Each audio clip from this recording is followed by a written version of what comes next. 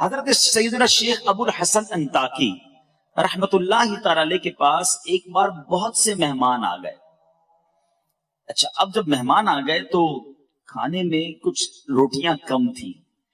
یہاں ایک بات اور بھی عرض کرتا چلوں کہ کسی کے یہاں مہمان بنے تو ضرور بنے، لیکن جس نے بلایا ہو، مہمان کو دعوت دی ہو، اسی کو جانا چاہیے. بعض اوقات ایک کے ساتھ بہت سارے لوگ چلے جاتے ہیں اور اس سے میزبان کو ڈیفیکلٹی ہوتی ہے. اچھا، اب لوگ زیادہ پہنچ گئے، کھانا کم تھا، تو حضرت شیخ ابو الحسن انطاکی رحمت اللہ تعالی نے کیا کیا، دسترخوان لگایا اور اس دسترخوان پر روٹیوں کے ٹکڑے کر کر سجا دیے، رکھ دیے. اس زمانے میں تو لائٹ نہیں ہوتی تھی، چراغ ہوتے تھے. آپ نے وہ چراغ اٹھا کر گل کر دیا، اندھیرا کر دیا. آپ کا جو ذہن میں یہ تھا کہ کھانا تھوڑا ہے تو میں ویسے ہی ہاتھ چلاتا رہوں گا، منہ چلاتا رہوں گا، مہمان کھا لیں گے، کسی کو پتہ نہیں چلے گا کہ میں نے کھانا نہیں کھایا. یہ جذبہ تھا ان کا. اچھا، کمال یہ ہوا کہ جب تھوڑی دیر کے بعد ریئلائز ہوا کہ اب کھانا کھا چکے ہوں گے سارے مہمان، چراغ لایا گیا تو جتنا روٹیوں کے ٹکڑے دسترخوان پر رکھے گئے تھے وہ سارے ویسے کے ویسے ہی موجود تھے. یعنی ایچ اینڈ ایوری بڈی، جتنے لوگ تھے سب نے یہ ذہن بنایا کہ کھانا تھوڑا ہے، بندے زیادہ ہیں، میں رک جاتا ہوں میرا بھائی کھا لے، میں ہاتھ روک لیتا ہوں کسی اور کا پیٹ بھر جائے. تو دسترخوان پر ساری کی ساری روٹی کی ٹکڑیاں ویسے ہی پڑی رہیں اور دسترخوان ویسے ہی رہا. اے میرے پیچھے اسلامی بھائیوں، یہ مائنڈ سیٹ تھا ہمارے بزرگوں کا کہ میں پیچھے رہ جاؤں، بھائی آگے بڑھ جائے، مجھے نہ ملے میرے بھائی کو مل جائے. پیچھے اسلامی بھائیوں، اسی کو ایثار کہتے ہیں، یاد رکھیے گا، سیکریفائس. ایثار ہم باتیں تو بہت کرتے ہیں لیکن ایثار ہے کیا؟ حدیث پاک سن لیجئے، نبی پاک علیہ الصلوۃ والسلام کا فرمان ہے، جو شخص کسی چیز کی خواہش رکھتا ہو پھر اس خواہش کو روک کر اپنے اوپر کسی دوسرے کو ترجیح دے تو اللہ عز و جل اسے بخش دیتا ہے. لک ایٹ دا ریوارڈ، انعام کتنا بڑا ہے. آپ کو بھی چاہیے، آپ کے بھائی کو بھی چاہیے، کوئی ایسی چیز ہے. اب آپ اپنی خواہش کو روک لیں، دوسرے کو ترجیح دے دیں کہ اس کو مل جائے، اس کا ثواب اللہ کیا دیتا ہے، اسی بخشش فرما دیتا ہے. اچھا، ایک یہ مائنڈ سیٹ ہے. اور آج کل کا مائنڈ سیٹ کیا ہے، حالانکہ یہ پرانی بات ہے کہ ایک زمانے میں ایک شہر کے اندر دودھ کی قلت ہو گئی. اناؤنس کیا گیا کہ ایک بڑا سا کنواں ہے، سارے شہر کے لوگ آئیں اور ایک ایک پیالہ دودھ کا اس میں ڈال دیں تو یہ کنواں دودھ سے بھر جائے گا، تو جو شہر میں کمی ہے وہ پوری ہو جائے گی. ایک شخص گیا کنویں کے پاس، آرڈر تھا بادشاہ کا، سب نے جانا ہے، تو وہ بھی پہنچ گیا. سوچنے لگا، یار سارے شہر نے دودھ ڈالا ہے، اگر میں ایک گلاس پانی ڈال دوں گا تو اس سے کیا فرق پڑے گا. تو اس نے کیا کیا، اس کنویں میں پانی ڈال دیا. نیت میں فطور تھا، اس نے پانی ڈال دیا. صبح ہوئی، جب اس پردہ ہٹایا گیا اس کنویں کے اوپر سے تو وہ پورا کا پورا کنواں جو تھا وہ پانی سے بھرا ہوا تھا. یعنی ہر شہر کے بندے نے یہی سوچا کہ میرے ایک گلاس پانی سے کیا ہوگا، کسی نے دودھ نہیں ڈالا. ایک یہ مائنڈ سیٹ ہے کہ میں غلط کر رہا ہوں، ایک سے کیا ہو جائے گا. اور ایک وہ مائنڈ سیٹ تھا کہ میں بھوکا رہ گیا تو کیا حرج ہے میرے بھائی کا پیٹ بھر جائے. ایچ اینڈ ایوری بڈی وہاں بھوکا رہا اور یہاں پورے شہر نے پانی کا گلاس ڈال دیا. میں کس طرف کی سوچ رکھتا ہوں کہ میرا بھلا ہو جائے، سامنے والے کا بیڑا غرق ہو جائے. یہ میرا ذہن ہے. یہ میرا ذہن یہ ہے کہ سب کا بھلا، سب کی خیر، سب کے بھلے میں اپنی خیر. دوسروں کا جو اچھا سوچتا ہے نا اس کا ہمیشہ اچھا ہوتا ہے، کبھی کسی کو تکلیف نہیں دینی ہے. آج جو میرا بیسک ٹاپک ہے نیچے اسلامی بھائیوں وہ یہ ہے کہ ہماری ذات سے کسی کو تکلیف نہ پہنچے. دیکھیں، حقوق اللہ کی بہت بات ہم کرتے ہیں، بہت اچھی بات ہے، بالکل ٹھیک ہے، نماز پڑھنا ہے، روزہ رکھنا ہے، تلاوت کرنا ہے، عبادت کرنا ہے، زکوٰۃ دینا ہے، حج کرنا ہے، بریلینٹ، بہت اچھی بات ہے. لیکن حقوق اللہ کے ساتھ ساتھ ایک بہت بڑا چیپٹر ہماری لائف میں حقوق العباد کا بھی ہے، اور یہ موسٹ امپورٹنٹ چیپٹر ہے. کیونکہ روایتوں میں آتا ہے، علماء فرماتے ہیں جب کوئی اللہ کے حقوق پامال کرتا ہے نا، نماز نہیں پڑھتا، روزے نہیں رکھتا، گناہ کرتا ہے، اگر مرنے سے پہلے وہ سچی توبہ کر لے، اللہ کی رحمت سے امید ہے اللہ اپنے سارے حق اسے معاف فرما دے گا. لیکن اگر کسی نے کسی مسلمان کا دل دکھایا ہے، کسی کے ساتھ دھوکہ کیا ہے، کسی سے مال دبا لیا ہے، کسی پر ظلم کیا ہے، حقوق العباد اس نے ڈسٹرب کیے لوگوں کے، جب تک بندہ معاف نہیں کرے گا، جب تک اللہ بھی معاف نہیں فرماتا۔ تو ذرا غور کیجئے کہ اس پر کتنی توجہ دینے کی ضرورت ہے۔ ایک بار نبی پاک علیہ الصلوۃ والسلام نے بڑی خوبصورت حدیث پاک، آج ہم کہتے ہیں نا یار بڑا اچھا آدمی ہے، یہ بہت سارا ماڑو ہے، اچھا اپنے بارے میں بھی لوگ کہتے ہیں میں بہت اچھا آدمی ہوں۔ آج میں آپ کو حدیث پاک کے ذریعے سے بتاتا ہوں کہ کون اچھا ہے کون برا ہے۔ نبی پاک علیہ الصلوۃ والسلام نے فرمایا کیا میں تمہیں اچھے اور بروں کی خبر نہ دوں؟ میرے آقا خود فرماتے ہیں کہ اچھے کون ہیں اور برے کون ہیں؟ صحابہ کرام خاموش رہے۔ میرے آقا نے 3 بار سوال کیا۔ ایک شخص نے عرض کی یا رسول اللہ صلی اللہ علیہ وسلم، جی ہاں ہمیں اچھوں بھلوں اور بروں کی خبر عطا فرما دیجئے۔ اب غور سے سنیے گا، اب آپ خود چیک کر لیں، جتنے یہاں بیٹھے ہیں، جتنے بعد میں چینل پر دیکھیں گے، خود غور کر لیں کہ میں اچھا ہوں یا برا ہوں۔ نبی پاک فرماتے ہیں تمہارا بھلا وہ شخص ہے جس سے خیر کی امید کی جائے اور اس کے شر سے امن ہو۔ یعنی اس سے آپ کو جب کسی شخص سے شر کا خوف نہ ہونا، خیر ہی کی امید ہو، یار اس سے ہمیشہ اچھا ہی ہونا ہے، خیر ہی ملنی ہے، نہ لڑائی کرتا ہے، نہ گالیاں دیتا ہے، نہ جناب غصہ آئے گا، ہم کہتے ہیں بندہ بڑا اچھا ہے مگر غصہ مت دلانا ورنہ یہ اچھا نہیں رہے گا، پھر تو یہ اچھا نہیں ہے نا، جس سے خیر ہی کی امید ہو اور اس کے شر سے امن ہو۔ نبی پاک فرماتے ہیں، اور فرمایا تمہارا برا وہ ہے جس سے خیر کی امید نہ کی جائے اور اس کے شر سے امن نہ ہو۔ اب غور کریں کہ مجھ سے لوگ ڈرتے ہیں، مجھ سے لوگ تکلیف میں ہیں۔ دیکھیں ہم کبھی کبھی کہتے ہیں یار میری بڑی عزت کرتے ہیں لوگ، ایک عزت ہوتی ہے خوف سے، عزت نہیں کریں گے تو پھر اور ذلیل کر دے گا۔ نوکر جو ہمارے ہوتے ہیں، امپلائیز ہوتے ہیں، وہ کیوں عزت کرتے ہیں؟ بھائی نوکری کر رہے ہیں، ہمیں زیادہ عزت نہیں کریں گے تو سیلری نہیں ملے گی، بونس نہیں ملے گا، لیکن ہمارے جانے کے بعد کیا وہ ہماری عزت پیچھے سے کر رہے ہوتے ہیں؟ عزت وہ ہے جو آپ کے پیچھے بھی کی جائے۔ آپ کے سامنے اگر کوئی عزت کر رہا ہے تو ہو سکتا ہے وہ خوف سے کر رہا ہو۔ وقار عزت اس چیز کا نام ہے کہ ہم اس کے سامنے ہو نہ ہو، بندہ پیچھے سے بھی دل میں عزت رکھے کہ بڑا اچھا آدمی ہے۔ اب اپنے بارے میں مجھے اور آپ کو غور کرنا ہے کہ مجھ سے خیر کی امید کی جاتی ہے یا شر کی امید کی جاتی ہے۔ نبی پاک علیہ الصلوۃ والسلام کی ایک بڑی اہم حدیث پاک اگر آج یہ آپ سب کو یاد ہو جائے نا، اور آج اس بیان کا سمجھ لیں مین آبجیکٹ یہی ہے۔ سرکار دو عالم صلی اللہ علیہ وسلم نے فرمایا من آذا مسلمن فقط آذانی ومن آذانی فقط آذ اللہ۔ مختصر حدیث ہے لیکن کمال بات فرما دی میرے آقا نے۔ فرمایا جس نے کسی مسلمان کو تکلیف دی اس نے مجھے تکلیف دی، اور جس نے مجھے تکلیف دی اس نے اللہ کو تکلیف دی۔ اب غور کر لیجئے، اچھا ہم کیا کرتے ہیں؟ ہم اپنوں کو تکلیف نہیں دے رہے ہوتے، جو ہمارے اسٹیٹس کا ہوتا ہے، ہمارا رشتہ دار ہوتا ہے، ان کا تو خیال رکھ لیتے ہیں، مگر عام مسلمانوں کے ساتھ ہمارا رویہ ایسا ہے، ہمارے غریب رشتہ داروں کے ساتھ، ہمارے امپلائیز کے ساتھ جس کو ہم نہیں جانتے، بالکل نہیں جانتے، روڈ پہ مل گیا، تھوڑی سی ٹکر لگ گئی، تھوڑا سا ہاتھ لگ گیا، تھوڑا سا بھیڑ میں آ گیا، ہمارے آگے کسی نے گاڑی بڑھا دی، اب ہمارا ایٹیٹیوڈ کیا ہے؟ اس وقت ہم تکلیف دیتے ہیں یا اگنور کر دیتے ہیں کہ کوئی بات نہیں، مسلمان ہے۔ پورا مطلقاً نبی پاک نے فرمایا جس نے کسی مسلمان کو تکلیف دی، پھر اب غور کر لیجیے ہم نے کسی مسلمان کو تکلیف نہیں دینی ہے، کیونکہ آگے یہ بات کدھر جا رہی ہے؟ مجھے تکلیف دی، میرے آقا فرماتے جس نے مجھے تکلیف دی اس نے اللہ کو تکلیف دی۔ ہم اس دنیا میں تکلیف پہنچانے نہیں آئے۔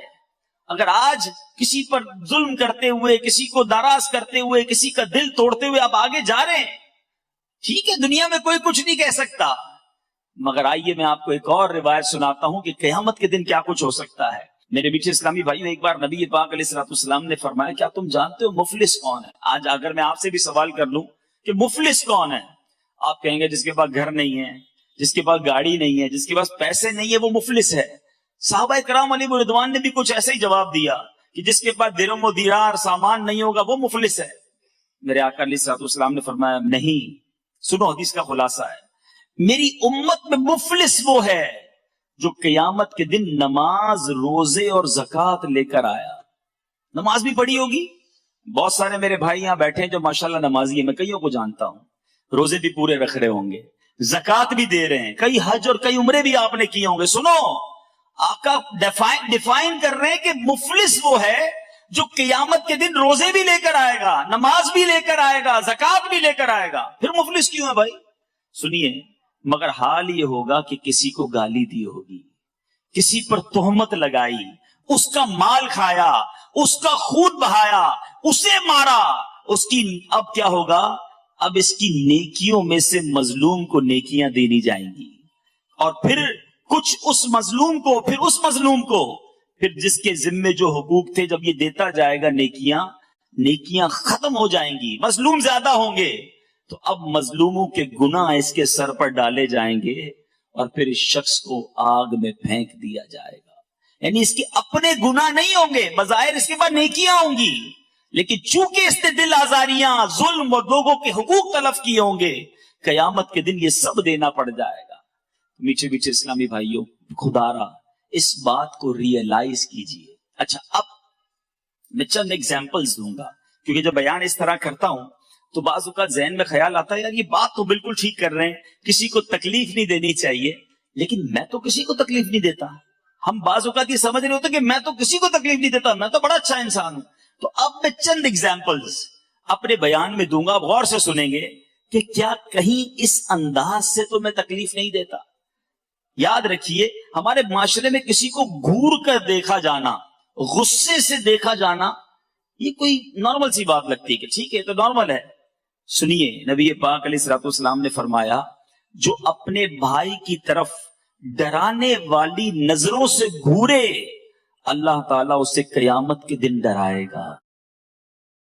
آج گھورتے ہیں، آج یعنی آنکھوں سے بھی تکلیف نہیں پہنچانی، ہاتھ تو بڑی دور کی بات ہے، زبان تو دور کی بات ہے، کسی کو اس نظروں سے نہ دیکھو جس سے وہ سہم جائے، جس سے وہ ڈر جائے، جس سے وہ خوف زدہ ہو جائے۔ میرے آقا علیہ الصلوۃ والسلام نے ایک جگہ پر ارشاد فرمایا، مسلمان کے لیے جائز نہیں کہ دوسرے مسلمان کی طرف آنکھ سے اس طرح اشارہ کرے جس سے اسے تکلیف پہنچے۔ اب اسی سے ریئلائز کر لیجئے، جب آنکھ سے تکلیف پہنچانا جائز نہیں ہے تو ہاتھ سے تکلیف پہنچانا، زبان سے تکلیف پہنچانا، یہ کتنا برا ہوگا۔ اچھا، اب گھورنا نہیں ہے، ایک اور بڑا عجیب و غریب انداز، ہم کسی کے گھر مہمان جاتے ہیں، وہاں جا کے تکلیف کا باعث بن جاتے ہیں۔ کیوں؟ مثال کے طور پہ کسی کے گھر گئے، بہت اچھی بات ہے، جانا چاہیے، اگر میزبان بلاتا ہے تو جانا چاہیے، لیکن زبردستی کا مہمان نہیں بننا چاہیے۔ تکلیف کیا ہوتی ہے؟ کسی کے گھر بغیر بتائے چلے گئے، پہلے بتانا چاہیے۔ اب آپ پہنچے، پہلے سے اس کے گھر پہ کوئی مہمان ہے، یا وہ خود بیچارہ کسی اور کام میں مصروف ہے، اب مروت میں منع تو نہیں کرے گا، آئیے آئیے گھر میں آئیے۔ کبھی کبھی ہوتا بھی ہے، گھر میں جاتے پہلے سے ہی کچھ لوگ بیٹھے ہوتے ہیں، اچھا اس کے گھر میں کچھ انتظام نہیں ہے، وہ اپنی کسی مصروفیت میں اس کو کہیں باہر جانا ہے، آپ گئے مہمان بن کر، مگر اس کے لیے تکلیف کا باعث بنے۔ اچھا یہ تو ہو گیا، چلے آپ یہ کیا۔ اچھا مہمان نے بعض اوقات ہم کہتے ہیں نہیں یار میں ایسا نہیں کرتا، میں بغیر بلائے تو نہیں جاتا، بلاتے تبھی جاتا ہوں، لیکن جا کر کیا کرتے ہیں؟ کسی کے گھر میں گئے، یار اتنا بڑا تمہارا کاروبار ہے، ابھی تک اسی کالونی میں رہتے ہو، ابھی تک 500 گز کی بنگلے پہ ابھی تک بڑا گھر نہیں لیا تم نے، اچھا یار یہ ڈرائنگ روم کیسا بنایا ہے، یہ تو یہاں نہیں وہاں ہونا چاہیے تھا، یار کلر اسکیم تو دیکھ لیتے، یار یہ کون سا کلر کروا لیا تم نے، یہ صوفے اب پچھلی بار آیا تھا جب بھی وہی تھے، آج بھی وہی ہیں۔ اب بندہ بولے یار میں نے مہمان بلایا، انسپیکٹر بلایا ہے، گھر میں جاتے ہی گھر کی خامیاں نکالنا شروع۔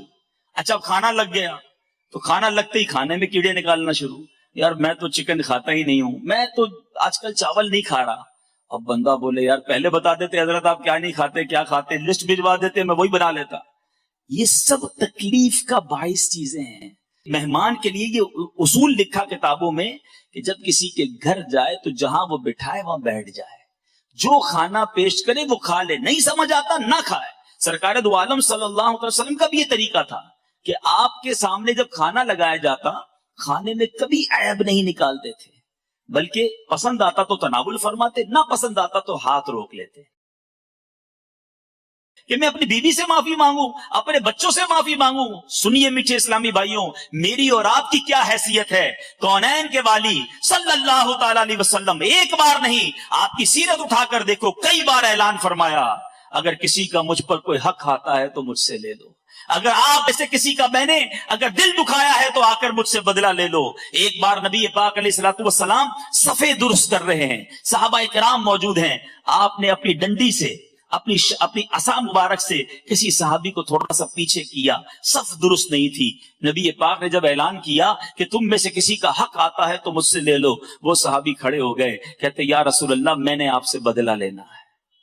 آپ نے میرے پیٹ میں چھڑی ماری تھی، میرے پیٹ میں اپنی ڈنڈی سے اپنے عصا سے مجھے پیچھے کیا تھا، مجھے تکلیف ہوئی. صحابہ لرز گئے کہ یہ کیا کہہ رہے ہیں، نبی پاک سے بدلہ لیں گے. پیارے آقا علیہ الصلوۃ والسلام نے فرمایا آ جاؤ مجھ سے بدلہ لے لو. نبی پاک کے قریب پہنچے، کہ حضور جب آپ نے اپنا عصا میرے پیٹ پہ لگایا تھا نا، میرا پیٹ ننگا تھا، میرے پیٹ پہ کرتا نہیں تھا. آپ نے اس وقت کرتا پہنا ہوا ہے، آپ بھی کرتا اوپر کیجئے. صحابہ اور لرز گئے، یہ کیا کرنا چاہ رہے ہیں. نبی پاک نے اپنا کرتا بھی اوپر کر دیا. تاریخ نے ایسا منظر دیکھا ہوگا کہ آقا اپنے غلاموں کو کہہ رہا ہے کہ جس کو مجھ سے بدلہ لینا ہے لے لو، اور اپنا کرتا اوپر کر دیا. مگر دیکھو اس صحابی کا کمال، دوڑتے ہوئے گئے اور نبی پاک کے جسم سے لپٹ گئے، میرے آقا کے جسم کو چومنے لگے اور کہنے لگے آقا بدلہ نہیں لینا تھا، میری تمنا تھی کہ ایک بار مرنے سے پہلے میرا جسم آپ کے جسم سے ٹچ ہو جائے. مجھے پتا ہے کہ میرے جسم نے اگر آپ کے جسم کو چھو لیا تو پھر سے جہنم کی آگ نہیں جلائے گی. یہ ہے میرے آقا کی تعلیمات. معافی مانگتے تھے یار، میرے آقا اپنے غلاموں سے کہتے تھے مجھ سے بدلہ لے لو، اور میں ہوں کہ آج جس کا جو چاہے بیڑا غرق کر دوں. میرا ملازم ہے نا، کیا کر سکے گا. میرا ذرا سی غلطی کی منہ سے گالیاں نکلتی ہیں، ذرا سی غلطی کی اس کو کہتا جا نوکری سے تو فارغ ہے.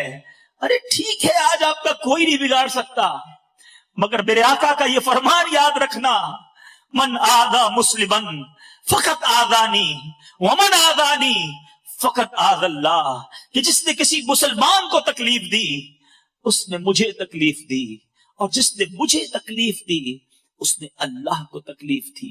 تو ہے میرے میٹھے اسلامی بھائیوں، بات چلی ہے کھانے پر عیب نکالنے کی. نہ نکالا کرو عیب، نہ لڑا کرو اپنے گھر والوں سے، صبر کر لیا کرو. ایک بہت گناہگار شخص تھا، اس کا انتقال ہو گیا. انتقال کے بعد اس کے دوستوں نے اسے خواب میں دیکھا اور کہا کہ تمہارے ساتھ کیا معاملہ ہوا. کہنے لگا اللہ تعالیٰ نے میری مغفرت فرما دی. لوگ بڑے حیران ہوئے، تو بڑا گناہگار، تیری مغفرت کیسے ہو گئی. کہتا گناہگار تو تھا. ایک بار میری زوجہ نے کھانا بنایا اور کھانے میں نمک بہت زیادہ ڈال دیا. بڑا غصہ آیا کہ ابھی سزا دوں. ہو سکتا ہے یہاں بھی ایسے کوئی شیر ببر بیٹھے ہوں گے کہ جیسے ہی کھانے میں کوئی گڑبڑ ہوتی ہوگی تو ہاتھ بھی اٹھا دیتے ہوں گے، پلیٹ بھی پھینک دیتے ہوں گے. کہتے ہیں میرا بھی بڑا غصہ ہے کہ بدلہ لے لوں، مگر دل ہی دل میں سوچا کہ آج میری بیوی نے ایک غلطی کی ہے، میں چلا بدلہ لینے.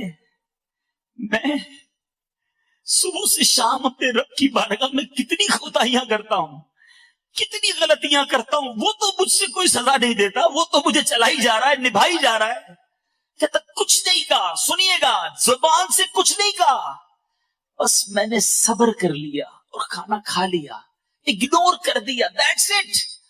اللہ دلوں کے حال جانتا. اس نے زبان سے کچھ نہیں کہا کہ میں نے تجھے معاف کیا، چل آج غلطی کی آئندہ مت کرنا، آئندہ کرو گی تو پھر سزا دوں گا. نہیں، کوئی اترایا نہیں، کوئی جتلایا نہیں، کچھ بھی نہیں، دل ہی دل میں معاف کر دیا. مرنے کے بعد اسے بتایا گیا کہ اس روز تم نے اپنی بیوی کو، میری بندی کو کھانے میں غلطی کرنے پہ جو معاف کیا تھا، تو نے بندہ ہو کر میری بندی کو معاف کر دیا. میں تو سب سے بڑا معاف کرنے والا ہوں، جا میں نے تیرے سارے گناہ معاف کر دیے. یہ ہے معافی کی فضیلت، یہ ہے صبر اور یہ ہے نرمی. ہم تکلیف دینے نہیں آئے دنیا میں. خدا را یہ بہت تھوڑی سی لائف ہے، سمجھو میری بات کو. تھوڑے دنوں میں ہم سب نے دنیا سے چلے جانا ہے. جتنا جینا ہے نا خوشیاں بکھیر کے جیے، پیس اور لو اور محبت دے کر جیو. کیوں تکلیفیں دیتے ہیں؟ کچھ لوگ ہوتے ہیں آپ کو بھی پتہ